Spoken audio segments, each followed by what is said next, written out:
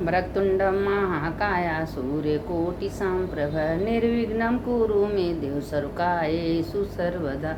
सदा भवानी दाहिने गौरी पुत्र गणेश, पांच देव रक्षा करे ब्रह्मा विष्णु महेश। मृत्युंजय महादेव त्राहि माम शरणागति, जन्म मृत्यु जरा व्याधि पीड़ितं कर्म बंधनम्। अच्युतं केशवं राम नारायणं कृष्ण दामोदरं वासुदेवं हरिं श्रीधरं माधवं गोपिका वल्लभं जानकी नायकं रामचंद्रं भजे। देखिए, हम ये पितृ विसर्जन का एक बहुत सुंदर कथा आप लोग को भेजने जा रहे हैं। ये कथा आप लोग सुनिए और सुन के ऊपर गौर करिए कि कितनी महिमा है पितृ विसर्जन। किसी दिन कोई भी श्राद्ध हो किसी का, अष्टमी हो, नवमी हो, दसवीं हो, चतुर्थी हो, अगर आपको कोई ब्राह्मण नहीं मिल रहा है तो एक भांजे को या भांजी को आप अगर भोजन करा रही हैं तो 10,000 ब्राह्मण कराने का पुण्य आपको मिलेगा। इसीलिए भांजा भांजी का बहुत महिमा है। और भांजा भांजी को कोई भी तिथि में कराइए, पितर भर भर के आशीर्वाद देते हैं। अब आप लोगों को इसी पर हम एक कथा सुनाने जा रहे हैं कि उस कथा का कितना महिमा है। और ये कथा पूरा जब तक 16 दिन न हो जाए, आज से लेकर अमावस्या तक आप लोग ये सुनिए, दूसरों को भेजिए। और जितना हो सके, जितना दूसरों को भेजेंगे, कमेंट में लिखेंगे, उतना आप पूर्व की भागी बनेंगे। ये सब पितर खुश होंगे, आपके घर में आशीर्वाद देंगे, उसके घर में सुख शांति आएगा। तो देखिए, अब हम एक कथा आप लोगों को जा रहे हैं भेजने कि एक गांव में एक पंडित थे और उनको एक बेटा एक बेटी थी और कोई बच्चे नहीं थे, 2 बच्चे थे। दोनों बच्चे जब धीरे धीरे बड़े हो गए, जब बड़े हो गए तो बेटी का नाम था नीलम और बेटा का नाम था रघु। अब ये दोनों जब धीरे धीरे बड़े हो गए बेटे, तो बढ़ने के बाद बेटी बेटा तो सब पढ़ाई वढ़ाई कर लिए, तो शादी हो गया। बेटा का भी शादी हो गया, बहू आई। अब बेटी का भी शादी हुआ, अपने ससुराल गई। ससुराल में कुछ दिनों तक रही। उसके बाद उसके आदमी का शरीर शांत हो गया। जब शांत हो गया तो अब लड़की अनाथ हो गई, उसके 2 बच्चे हो गए, एक बेटा एक बेटी, 2 बच्चे हो गए। अब दोनों बच्चे जो हैं, अब बिना पति के कौन किसको पूछता है, उसका सम्मान आदर कहीं नहीं है। अगर पति नहीं है तो कोई पूछने वाला नहीं है, चाहे मायका हो चाहे ससुराल हो। और ससुराल में पति परिवार से ही इज्जत सम्मान है, मायका में अगर पति नहीं तो कोई सम्मान इज्जत करने वाला नहीं है। अब विशेष करके तो भाभियाँ लोग। तो अब क्या हुआ कि कुछ दिन बीता तो अब उस लड़की का जो थे नीलम, उसकी माता पिता का श्राद्ध आया, यही पितर पक्ष चल रहा था। तो उसके जो हैं उसके भाई कहें अपने पत्नी से कि आज मेरे माता पिता, उसके माता पिता का ध्यान हो गया था कि आज मेरे माता पिता का श्राद्ध है, हम जा रहे हैं प्रयाग में, काशी में, गया, और जाके हर जगह अपने माता पिता का पिंडदान करेंगे। और तुम हमारे माता पिता के तिथि के दिन कोई ब्राह्मण को भोजन कराना, उनको दक्षिणा देना। तो कहें स्वामी हम किसको बुलाएंगे, पूरे ब्राह्मण घर घर में सबसे लड़ाई झगड़ा हुआ है। उसकी पत्नी जो है बहुत तेज, बहुत झगड़ा होती, किसी से पटरी कभी खाया ही नहीं। तो कहा तुम तो सबसे लड़ाई करके बैठी हो, तुम्हारे घर में तो कोई आएगा नहीं। तो ठीक है, नहीं आएगा, मेरे बहन है, उसकी बहन को बुला लेना, उसके दोनों बच्चों को बुला लेना। अब बुला के खूब बढ़िया भोजन बना के अब अच्छे से खिला देना, हमारी बहन को अच्छे से विदाई कर देना। कहें ठीक है। अब वो तो तेज थी, ननद को देख के पहले से ही चिढ़ती थी। अब वो तो चले गए, प्रयाग गए, काशी गए, गया गए। जब गया गए तो अपना खबर भेजी कि ननद रानी तुम आ जाना, अब बच्चों को मत लेके आना। देखिए क्या बोली है कि बच्चों को मत लेके आना, आप अकेले आना। और आई तो अपनी ननद को रसोईया में घुसा के पूरा खाना बनवाई, सारा काम की। आओ पूरा जमछम। और उसमें पता चला कि उसकी ननद जो रही है कि अभी ब्राह्मण आएंगे भोजन कर, आज मेरे माता पिता का श्राद्ध है। अब पता चला कि सारे लोगों को, अपने मायके वाले को बुला ली, सारे मायके वाले उसके आ गए। अब आके खूब भोजन करे, न कोई श्राद्ध न कगवर, कुछ नहीं। अब उसके जो माता पिता हैं निराश होके चले गए और उसके बच्चे 3 दिन का भूखे थे, कुछ नहीं मिला था। और कहे माँ जा रही हो, हम भूखे हैं, हमारे पास कुछ नहीं। कहीं जा रहे हैं बेटा, तुम्हारे नाना नानी का श्राद्ध है, कुछ न कुछ तो भाभी देंगी तो हम लाएंगे, तुम लोग को खिलाएंगे। अब वो अपना क्या कि बेचारी काम करवाई, ननद को भूखे पेटे भेज दी, न ननद को खाना दी, न ननद के दोनों बच्चों को दी। अब वो रोते रोते आई, बच्चे लपट के रोने लगे, माँ माँ कुछ लाई हो, माँ कुछ लाई। कहे नहीं बेटा, तुम्हारी मामी हमको कुछ नहीं दी हैं। अब बच्चे एकदम तड़प रहे हैं भूखे। अब वहाँ जो है उसके भाई जो है पिंड दान कर रहे हैं, बिना तिल के पिंडा काला हो गया। गया वहाँ प्रयाग में गए, वहाँ काला, काशी में गए, वहाँ काला। जब गए तो वहाँ कहें कि भाई क्या कारण है कि हम पिंड दान बना रहे हैं, हमें पिंड काला पड़ा।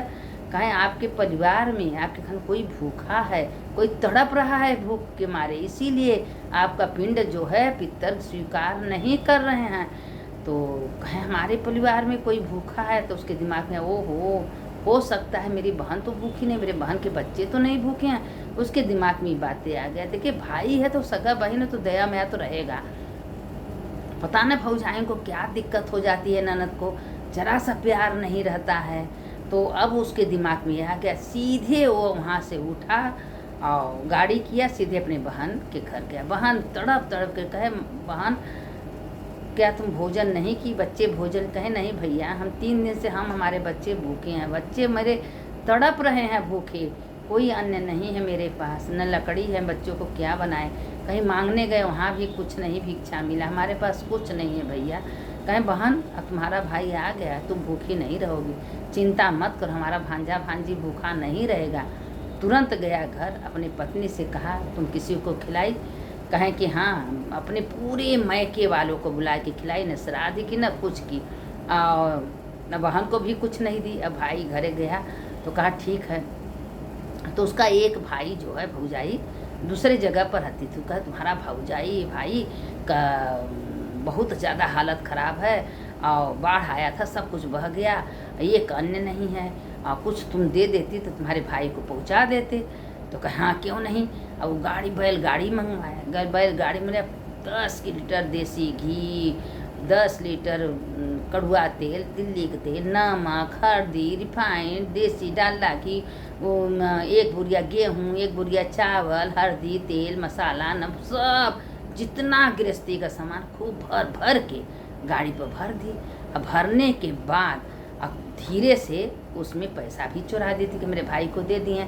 जब मैके को देना होता है तो इतना ज़्यादा उतलाही रहती हैं लड़कियां बहन कि सोचते हैं क्या भर दें, ये नहीं सोचते हैं कि तुम अपने मैका का बर्बादी कर रही हो, बना नहीं रही हो, क्योंकि ये बर्बादी का जड़ है।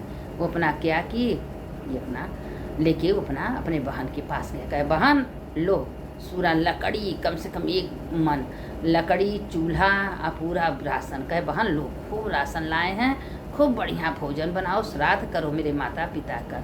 मेरे माता पिता श्राद्ध नहीं किए हैं। बहन अपना खुशी से लकड़ी जलाई, चूल्हा जलाई, खूब बढ़िया 56 प्रकार का भोजन, कढ़ी, चावल, पूड़ी, बाड़ा, उड़द, जितना हो सकता खूब बनाई।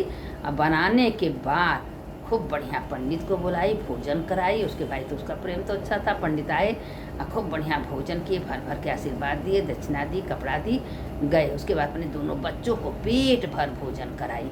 अब बच्चे एकदम तृप्त हो गए, कहे माँ आज हम कितना दिनों के बाद आज हम भोजन किए हैं मामा के वजह से। अब उसके मामा अंदर से झरझर झरझर आंसू गिर रहा है, रो रहे हैं कि ओहो आज मेरे भांजा भांजी 3 दिन से भूखे थे, और तभी हमारे पिंड हमारे माता पिता स्वीकार नहीं किए। देखिए घर में जब कोई दुखी रहता है ना, तो जो पितर रहते हैं वो भी श्राद्ध स्वीकार नहीं करते हैं।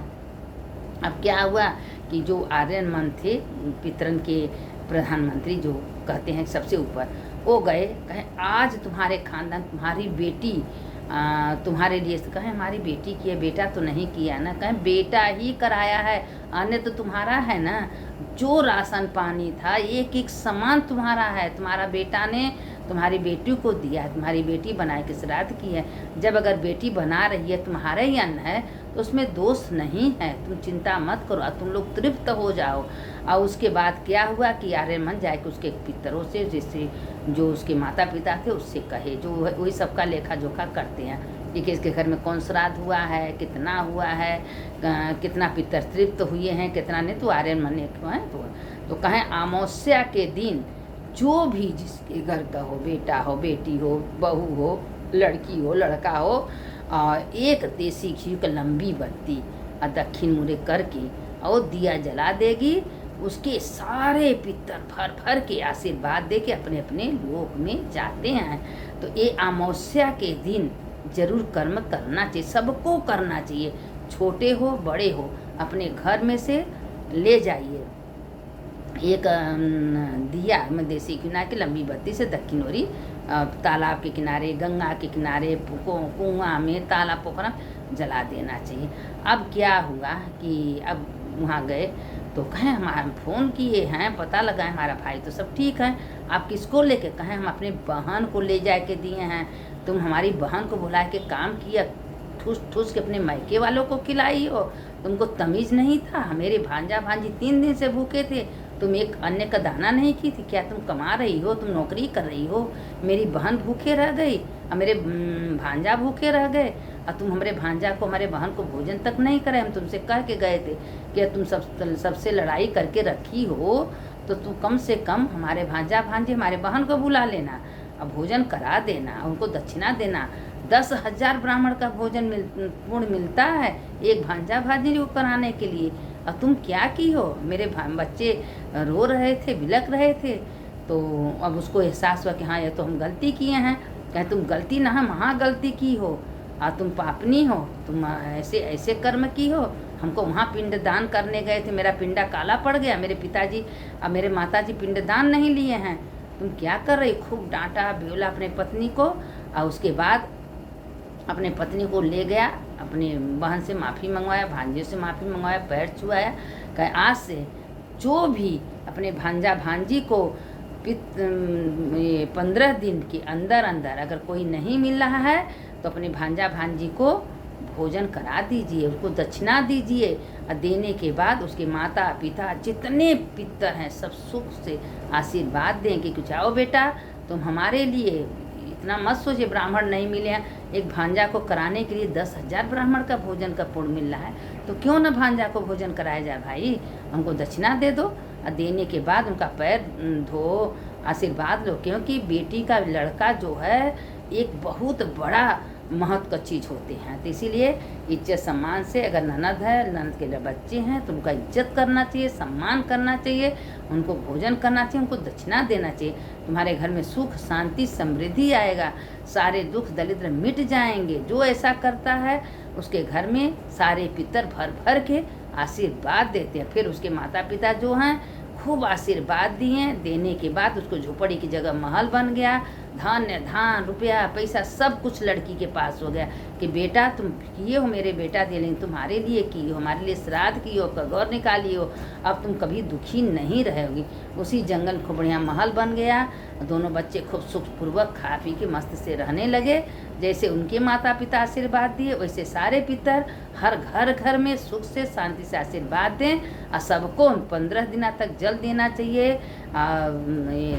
कगौर निकालना चाहिए। जो ऐसा करता है उसके घर में हर प्रकार के सुख रहते हैं। आज कोई प्रकार का दुख है, तकलीफ है, कोई तो पितर के नाराजगी से होता है, तो इसलिए पितरों को खुश करके रखना चाहिए। कथा पूरा 16 दिन कंटिन्यू सुनना चाहिए, क्योंकि सुनने से जो पितर रहते हैं हम लोगों के मरे हुए, उनकी आत्मा को आशीर्वाद मिलता है, आशीर्वाद भर भर के देते हैं कि नहीं ये कथा तो हम लोग के सुख के लिए है। जो सुनने वाले की जय, सुनाने वाले की जय। अच्युतम केशवम राम नारायणम कृष्ण दामोदरम वासुदेवम हरिम श्रीधरम माधवम गोपिका वल्लभम जानकी नायकम रामचंद्रम भजेहम। ओम कृष्णाय वासुदेवाय हरे परमात्मा प्रणतकेशनाशाय गोविंदाय नमो। ने मंत्र बोलने से पितर आशीर्वाद देते हैं। सुनने वाले की जय, सुनाने वाले की जय।